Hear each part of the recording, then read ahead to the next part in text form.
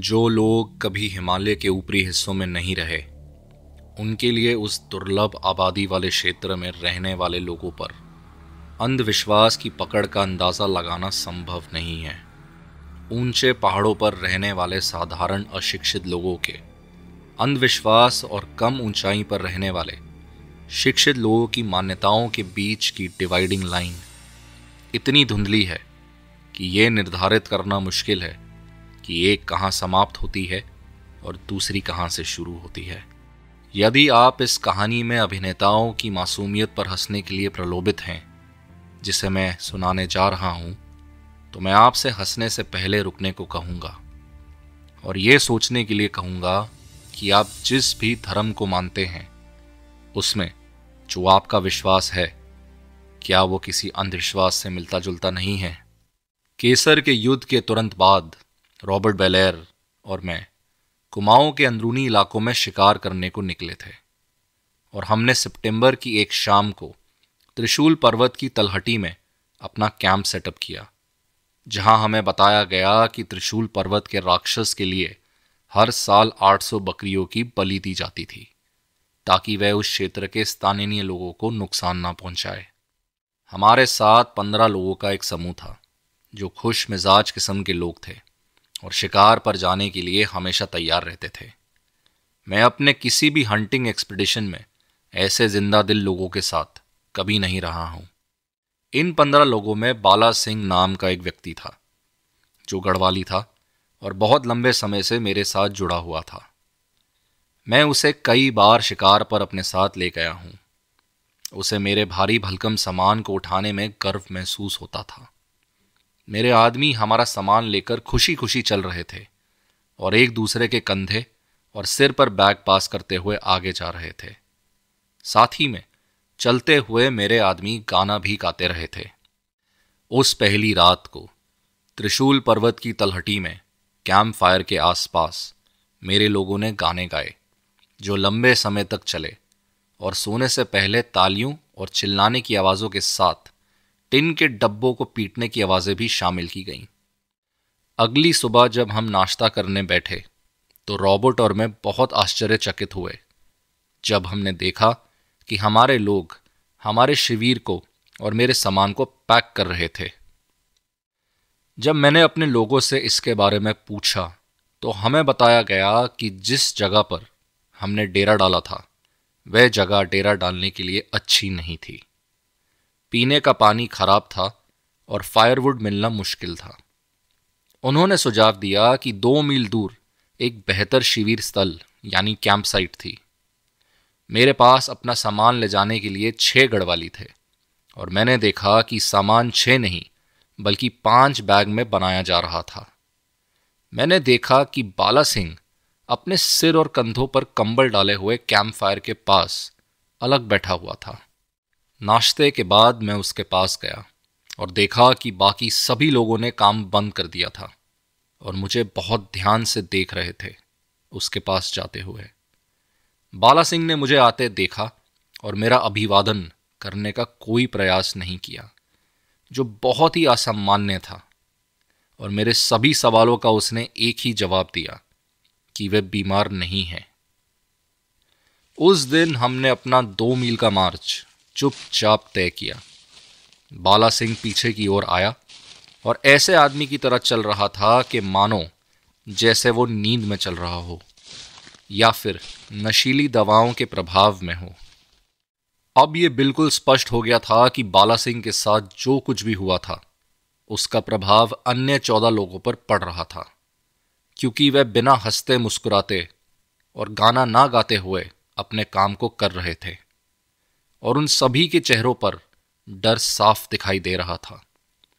जब 40 पाउंड का टेंट खड़ा किया जा रहा था, जिसे रॉबर्ट और मैंने शेयर किया था, मैं अपने गढ़वाली नौकर मोती सिंह को, जो 25 साल से मेरे साथ था, उसे एक तरफ ले गया और उससे पूछा कि बाला सिंह को क्या हुआ था। बहुत समझाने के बाद आखिरकार मुझे मोती सिंह की कहानी के बारे में पता चला। मोती सिंह ने कहा, जब हम कल रात आग के चारों ओर बैठे थे और गाने गा रहे थे, उसी समय त्रिशूल का राक्षस बाला सिंह के मुंह में प्रवेश कर गया और बाला सिंह ने उसे निगल लिया था। मोती सिंह ने आगे कहा कि उन्होंने बाला सिंह के अंदर से राक्षस को बाहर निकालने की कोशिश करने के लिए चिल्लाया था और टिन के डब्बे पीटे थे, लेकिन वे ऐसा करने में सफल नहीं हुए थे और अब इसके बारे में कुछ भी नहीं किया जा सकता था। बाला सिंह अलग बैठा था और कंबल अभी भी उसके सिर पर था। एक बार फिर मैं उसके पास गया, ये पूछने के लिए कि पिछली रात को क्या हुआ था। बाला सिंह काफी देर तक मेरी ओर परेशानी भरी आंखों से देखता रहा और फिर उसने मुझसे कहा कि साहब, मेरे कहने से क्या फायदा, क्योंकि कल रात को जो कुछ भी हुआ उस पे आप विश्वास नहीं करोगे। मैंने पूछा, क्या कभी ऐसा हुआ है कि तुमने मुझसे कुछ बात कही हो जिस पर मैंने कभी विश्वास ना किया हो? मैंने उससे कहा कि मैं चाहता हूं कि तुम मुझे वास्तव में बताओ कि तुम्हारे साथ क्या हुआ था। एक लंबी खामोशी के बाद बाला सिंह ने कहा, अच्छा साहब, मैं आपको बताता हूं कि क्या हुआ था। आप जानते हैं कि हमारे पहाड़ी गीतों में ये प्रथा है कि एक आदमी गाना गाता है और बाकी सभी लोग एक कोरस के माध्यम से उसका साथ देते हैं। जब मैं कल रात हमारा एक गाना गा रहा था तो त्रिशूल का दानव मेरे मुंह में घुस गया और हालांकि मैंने उसे बाहर निकालने की कोशिश की, लेकिन वे मेरे गले से होते हुए मेरे पेट में चला गया। अन्य लोगों ने राक्षस के साथ मेरे संघर्ष को देखा और उन्होंने चिल्लाकर और टिन के डब्बे पीटकर उसे भगाने की कोशिश की, लेकिन वे सभी असफल रहे। अब राक्षस कहाँ है? मैंने पूछा। बाला सिंह ने अपने पेट पर हाथ रखते हुए बड़े विश्वास के साथ उत्तर दिया, वह यहां है साहब, यहां। मैं उसे घूमते हुए महसूस कर सकता हूं। जब मैं ये सब सुन रहा था तो रॉबर्ट ने हमारे कैंप के पश्चिमी ओर के मैदान को एक्सप्लोर करने में पूरा दिन बिता दिया था और उसने एक थार शूट किया था। रात्रि भोजन के बाद हम देर रात तक बैठे और स्थिति की समीक्षा करते रहे। हमने कई महीनों से इस ट्रिप पे जाने की योजना बनाई थी। हमारे शूटिंग ग्राउंड तक पहुंचने में रॉबर्ट को 7 दिन और मुझे 10 दिन की कड़ी पैदल यात्रा करनी पड़ी थी और उस रात हमारे आगमन पर बाला सिंह ने त्रिशूल पर्वत के राक्षस को निगल लिया था। इस विषय पर हमारी व्यक्तिगत राय क्या थी, इससे कोई फर्क नहीं पड़ा, लेकिन जो बात मायने रखती थी वह ये थी कि कैंप के हर व्यक्ति को यकीन था कि बाला सिंह के पेट में एक राक्षस है और वह उससे अब डरने लगे थे और उससे दूर रहते थे। इन परिस्थितियों में 1 महीने की शूटिंग करना संभव नहीं था और रॉबर्ट मेरी इस बात पर सहमत हुए कि मेरे लिए एकमात्र काम यह था कि मैं बाला सिंह के साथ नैनीताल लौट जाऊं, जबकि वह इस हंटिंग एक्सपीडिशन को जारी रखें। इसलिए अगली सुबह मैंने अपना सामान पैक किया और रॉबर्ट के साथ जल्दी नाश्ता करने के बाद अपनी 10 दिन की पैदल यात्रा पर नैनीताल के लिए निकल पड़ा। बाला सिंह लगभग 30 वर्ष का था और बहुत खुशी के साथ नैनीताल से रवाना हुआ था। अब वह चुपचाप लौट आया था। उसकी आंखों में तनाव था और उसकी शक्ल ऐसी थी जिसने जीवन में सारी रुचि खो दी हो। मेरी बहनें, जिनमें से एक मेडिकल मिशनरी थी, ने उसके लिए वह सब कुछ किया जो वह कर सकती थी। दूर दूर से उसके दोस्त उससे मिलने आए, लेकिन वह अपने घर के दरवाजे पर ही बैठा रहा जब तक उससे बात नहीं की गई। उसने कभी कुछ नहीं बोला। नैनीताल के सिविल सर्जन कर्नल कुक, एक महान अनुभव वाले व्यक्ति और जो मेरे एक घनिष्ठ मित्र भी थे, मेरे अनुरोध पर बाला सिंह से मिलने आए। लंबी जांच के बाद उनका फैसला ये था कि बाला सिंह बिल्कुल स्वस्थ थे और वह उसके डिप्रेशन के लिए कोई कारण नहीं बता सकते थे। कुछ दिनों बाद मैंने कुछ सोचा।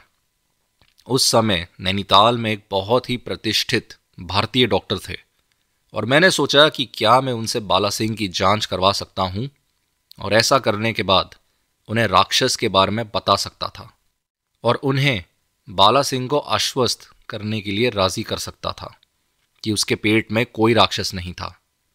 वह उसे ठीक करने में सक्षम होंगे, क्योंकि हिंदू होने के अलावा डॉक्टर स्वयं एक पहाड़ी व्यक्ति थे।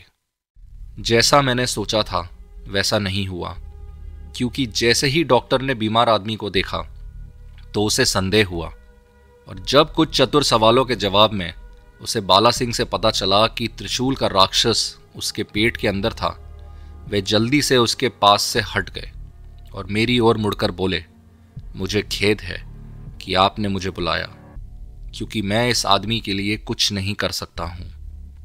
नैनीताल में बाला सिंह के गांव के 2 आदमी थे। अगले दिन मैंने उन्हें बुलावा भेजा। वे जानते थे कि बाला सिंह के साथ क्या गलत था, क्योंकि वे कई बार उनसे मिलने आए थे और मेरे अनुरोध पर वे उन्हें घर ले जाने के लिए सहमत हुए। धन उपलब्ध कराकर तीनों व्यक्ति अगली सुबह अपनी 8 दिन की यात्रा पर निकल पड़े। 3 सप्ताह बाद वे दोनों व्यक्ति वापस आए और मुझसे मिले। बाला सिंह ने बिना किसी परेशानी के यात्रा पूरी की। घर पहुंचने की रात, जब उसके रिश्तेदार और दोस्त उसके आस-पास इकट्ठा थे, उसने अचानक लोगों से कहा कि राक्षस त्रिशूल पर्वत पर लौटना चाहता था और ऐसा करने के लिए उसे मरना होगा। उन्होंने बताया कि बाला सिंह बस लेट गए थे और मर गए, और अगली सुबह उसका दाह संस्कार कर दिया गया था। मेरा मानना है कि अंधविश्वास एक किस्म का मेंटल रोग है, जो किसी मीजल्स यानी खसरे के समान एक आदमी से दूसरे आदमी में फैलता है। मैं ये नहीं कह सकता कि जो कुछ भी बाला सिंह के साथ हुआ था वो पूरी तरह गलत है, क्योंकि मेरे जीवन में भी कुछ ऐसी चीज़ें हुई हैं जिसका जवाब मेरे पास आज तक नहीं है। हालांकि मैं दावा करता हूँ कि मैं अंधविश्वासी नहीं हूँ, फिर भी मैं कोई एक्सप्लेनेशन नहीं दे सकता हूँ उस अनुभव का जो मुझे डाक बंगले में मिला था जब मैं चंपावत के बाग के शिकार पे था, और वह चीख जो मैंने थाक के सुनसान गांव से आते हुए सुनी थी। ना ही मैं अब तक के सबसे दिलचस्प बाघ शिकारों में से एक में शामिल होने के दौरान अपनी बार बार विफलताओं के लिए कोई स्पष्टीकरण दे सकता हूं, जिसके बारे में मैं अब आपको बताऊंगा। डाबी धुरा का दौरा करने वाला कोई भी व्यक्ति गॉड्स माउंटेन के शिखर के पास बने रेस्ट हाउस से प्राप्त होने वाले दृश्य को भूल नहीं सकता है। 3 कमरों वाले छोटे से घर के बरामदे से पहाड़ी बहुत दूर पनार नदी की घाटी तक गिरती है। इस घाटी से परे पहाड़ियां तब तक बढ़ती रहती हैं जब तक कि वे बर्फ में विलीन नहीं हो जाती, जो बाद में भारत और उसके भूखे उत्तरी पड़ोसियों के बीच एक बैरियर का काम करती हैं। नैनीताल, जो कुमाऊं क्षेत्र का एडमिनिस्ट्रेटिव हेडक्वार्टर्स है, वहां से एक सड़क लोहार घाट के लिए टाबी धुरा होते हुए अल्मोड़ा को जाती है। मैं इस बाद वाली सड़क के आसपास पनार आदमखोर तेंदुए का शिकार कर रहा था, जिसके बारे में मैं आपको बाद में बताऊंगा। जब मुझे अल्मोड़ा जाते समय एक रोड ओवरसीयर ने सूचित किया कि तेंदुए ने ढाबी धुरा में एक आदमी को मार डाला था, इसलिए मैं डाबी धुरा गया। डाबी धुरा का पश्चिमी रास्ता कुमाऊं की सबसे खड़ी सड़कों में से एक था।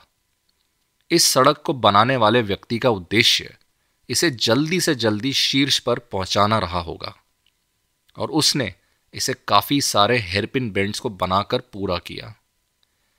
इस सड़क पर गर्मी में हांफने के बाद अप्रैल की एक दोपहर में रेस्ट हाउस के बरामदे में बैठा चाय के गैलन पी रहा था और मनमोहक दृश्य देख रहा था जब डाबी धुरा के पुजारी मुझसे मिलने आए। जब 2 साल पहले मैं चंपावत आदमखोर का शिकार कर रहा था, तो मेरी दोस्ती इस कमजोर बूढ़े आदमी से हुई थी, जो इस विशाल चट्टान की छाया में बने एक छोटे से मंदिर में सेवा करता था, जिसने डाबी धुरा को एक तीर्थ स्थल बना दिया था। कुछ मिनट पहले मंदिर से गुजरते हुए मैंने पारंपरिक प्रसाद चढ़ाया था। पुजारी सिगरेट लेकर आराम से बातचीत करने के लिए बरामदे के फर्श पर दीवार से पीठ टिकाकर बैठ गया था। वह एक मिलनसार बूढ़ा व्यक्ति था, जिसके पास काफी समय था, और क्योंकि मैं उस दिन जितनी सैर करना चाहता था कर चुका था, हम शाम देर तक बातें और धूम्रपान करते रहे। पुजारी से मुझे पता चला कि मुझे रोड ओवरसीयर से उस व्यक्ति के बारे में गलत जानकारी मिली थी, जिसको पिछली रात डाबीधुरा में तेंदुए ने मार डाला था। पीड़ित एक चरवाहा था जो अल्मोड़ा से डाबीधुरा के दक्षिण हिस्से में एक गांव की ओर जा रहा था और जो पिछली रात पुजारी का मेहमान था। शाम के भोजन के बाद चरवाहे ने पुजारी की सलाह के विपरीत मंदिर के चबूतरे पर सोने का निर्णय लिया।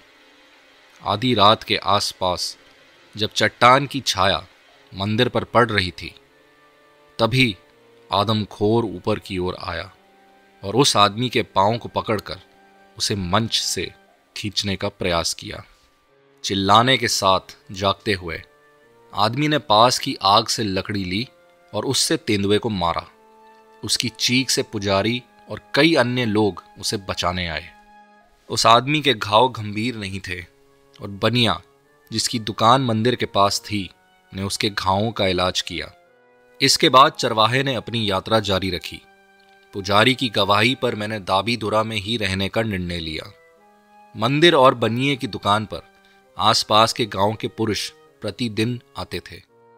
ये लोग मेरे आने की खबर फैलाते थे और ये जानते हुए कि मैं कहाँ पाया जाऊंगा, मुझे तुरंत उस क्षेत्र में होने वाली किसी भी मानव या जानवर की हत्या के बारे में सूचित किया जाता था।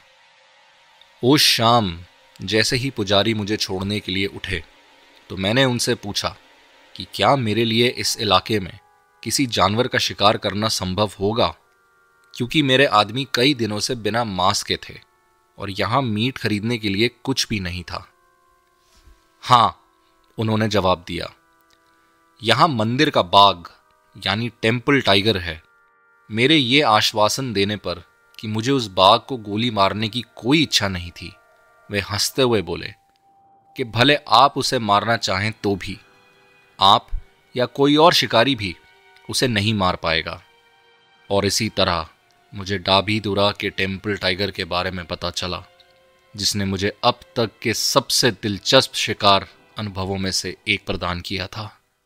डाबीधुरा पहुंचने के बाद अगली सुबह मैं लोहारघाट की सड़क की तरफ गया, ये देखने के लिए कि क्या मुझे आदमखोर का कोई निशान मिल सकता था या सड़क से सटे गांव में इसके बारे में कुछ पता चल सकता था, क्योंकि कथित तौर पर तेंदुआ मंदिर में आदमी पर हमले के बाद उस दिशा में चला गया था।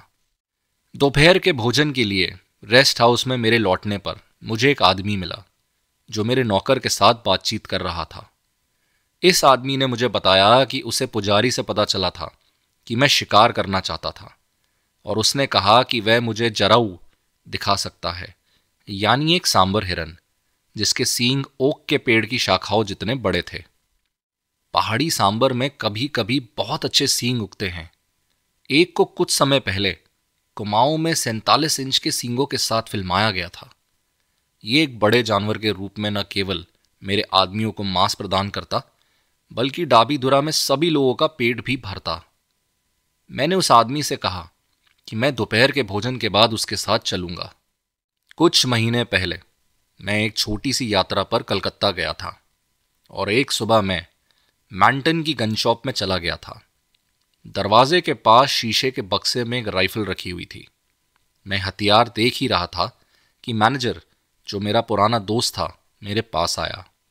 उन्होंने मुझे बताया कि ये राइफल .275 एक नया मॉडल था, जिसके निर्माता वेस्ली रिचर्ड्स उसे पहाड़ी शूटिंग के लिए भारतीय बाजार में पेश करने के लिए उत्सुक थे। क्योंकि ये 500 गज तक सटीक निशाना लगाती थी, मैनेजर मुझे काफ़ी देर तक इसे खरीदने के लिए कन्विंस करता रहा और अंत में उन्होंने कहा कि अगर आपको यह राइफल पसंद नहीं आई तो आप इसे वापस कर सकते हैं। इसलिए जब मैं उस शाम अपने गांव के दोस्त के साथ बड़े सींग वाले सांबर का शिकार करने निकला तो उस समय मेरे पास ये नई राइफल थी। डाबीधुरा के दक्षिण क्षेत्र में पहाड़ी उत्तर की तुलना में कम खड़ी है और हम ओक के पेड़, झाड़ियों और जंगल के माध्यम से इस दिशा में आगे बढ़े। लगभग 2 मील की दूरी पर हम घास के एक पैच पर पहुंचे, जहां से नीचे की घाटी का व्यापक दृश्य दिखाई देता था। घाटी के बाईं ओर घने जंगल से घिरे घास के एक छोटे से टुकड़े की ओर इशारा करते हुए मेरे गाइड ने मुझे बताया कि सांबर सुबह और शाम घास के इस टुकड़े को चरने के लिए आते हैं। उसने मुझे आगे बताया कि घाटी के दाहिने ओर एक पगडंडी थी, जिसका उपयोग वे ढाबीतुरा जाते समय करते थे, और इसी रास्ते से वे जराऊ को देखने के आदी थे। मैं जो राइफल ले जा रहा था उसकी गारंटी 500 गज की दूरी तक सही निशाना लगाने की थी, और क्योंकि रास्ते और सांबर के खाने की जगह के बीच की दूरी केवल 300 गज की थी, इसलिए मैंने रास्ते से नीचे जाने और शॉट का इंतजार करने का फैसला किया। जब हम बात कर रहे थे तो मैंने देखा कि कुछ गिद्ध हमारे बाईं ओर आसमान में चक्कर लगा रहे थे।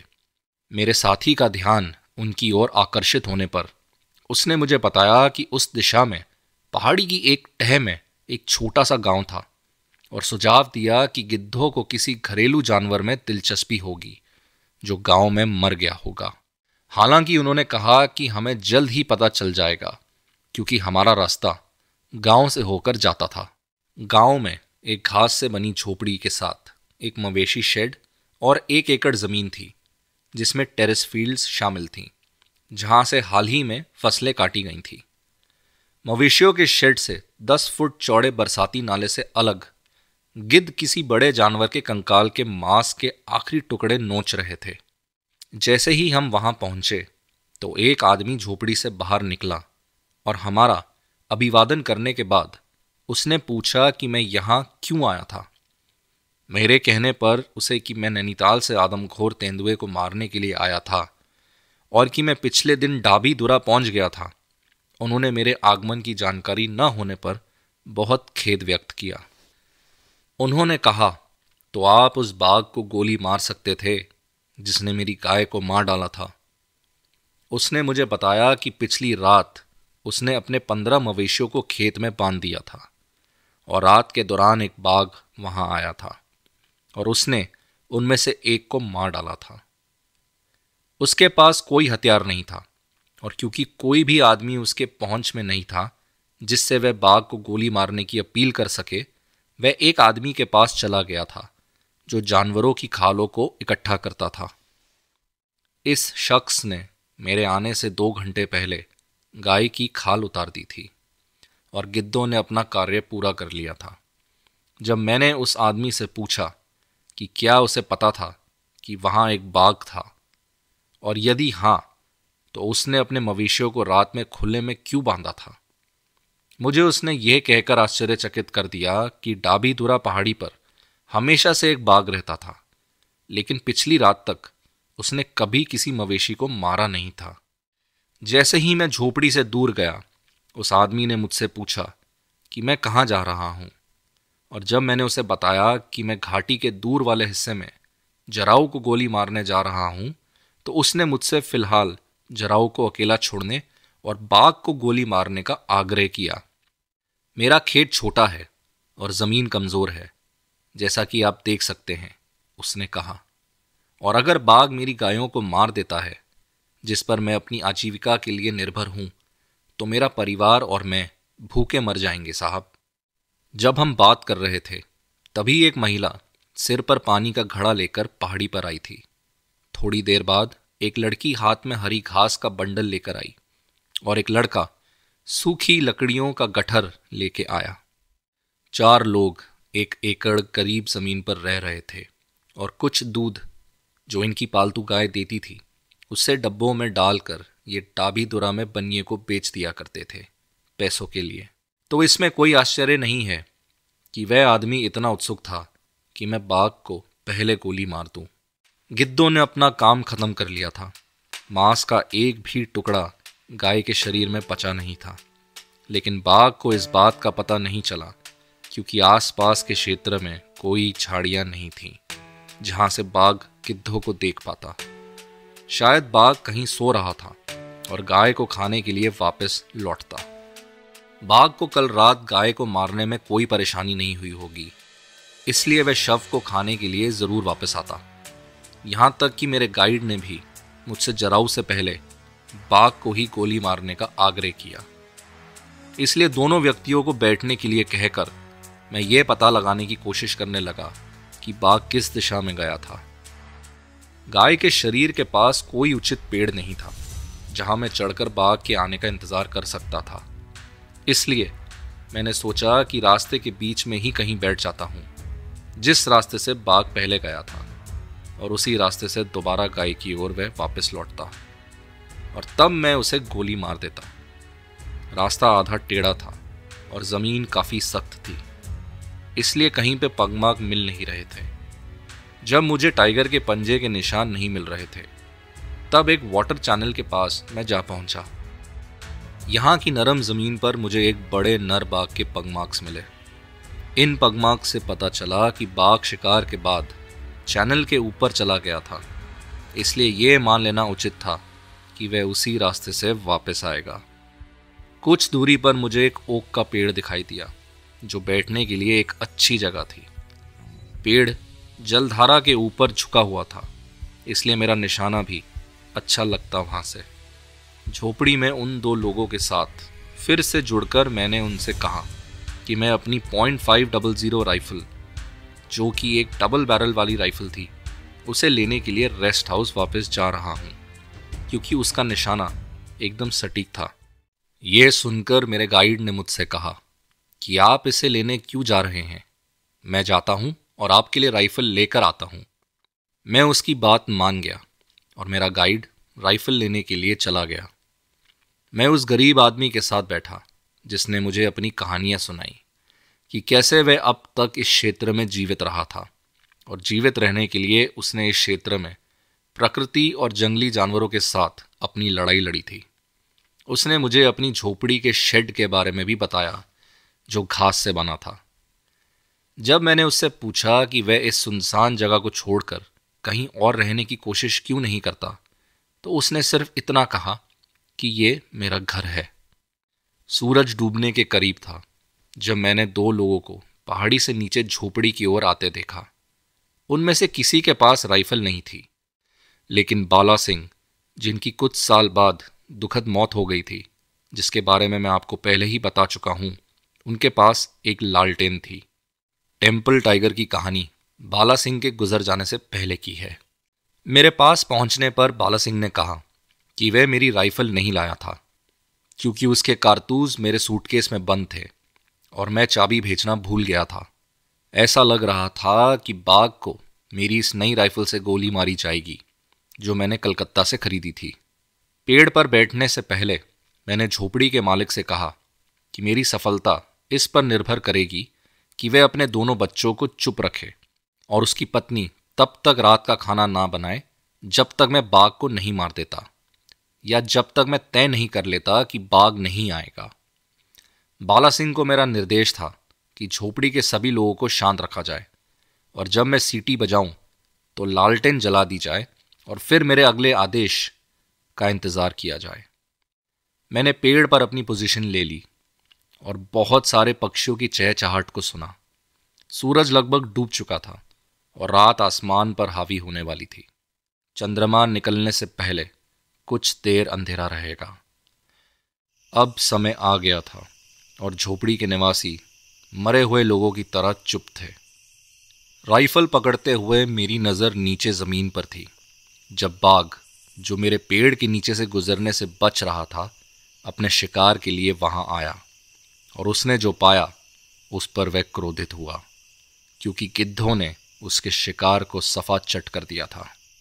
धीमी बुदबुदाती आवाज में उसने उन गिद्धों को श्राप दिया जो 2 घंटे पहले वहां से चले गए थे और जिन्होंने जमीन पर अपनी मांसल गंध छोड़ दी थी। 2-3 मिनट तक वह अपने आप से बड़बड़ाता रहा और फिर सन्नाटा छा गया। रोशनी तेज होती जा रही थी। कुछ ही मिनटों में चंद्रमा पहाड़ी की चोटी पर दिखाई दिया, जिससे मेरे सामने का नज़ारा रोशनी से भर गया था।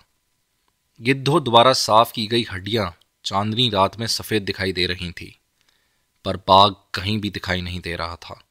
मेरे होंठ सूख चुके थे और मैंने उन्हें अपनी ज़बान से साफ करते हुए धीमे से सीटी बजाई। जैसे ही बाला सिंह ने मेरी सीटी सुनी, उसने लालटेन जला दी। लालटेन के जलने से झोपड़ी में बहुत रोशनी हो गई थी। जल्द ही बाला सिंह ने झोपड़ी का दरवाज़ा खोल दिया और दहलीज पर खड़ा होकर मेरे अगले आदेश का इंतज़ार करने लगा। उस एक धीमी सीटी के अलावा जब से मैं पेड़ पर बैठा था, तब से मैंने कोई आवाज़ या हलचल नहीं की थी, और अब जब मैंने नीचे देखा तो बाघ मेरे नीचे खड़ा था। चमकदार चांदनी में तब मैंने टाइगर के दाहिने कंधे के ऊपर से बाला सिंह की ओर देखा।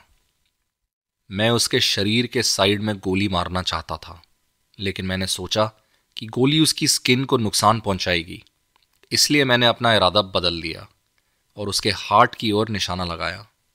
मैं जानता था कि मेरी गोली उसे तुरंत मार डालेगी। मैंने ट्रिगर दबाया, लेकिन गोली नहीं चली। अरे, ये क्या हुआ? मैंने अपने आप से कहा। मैं इतना लापरवाह कैसे हो सकता हूं?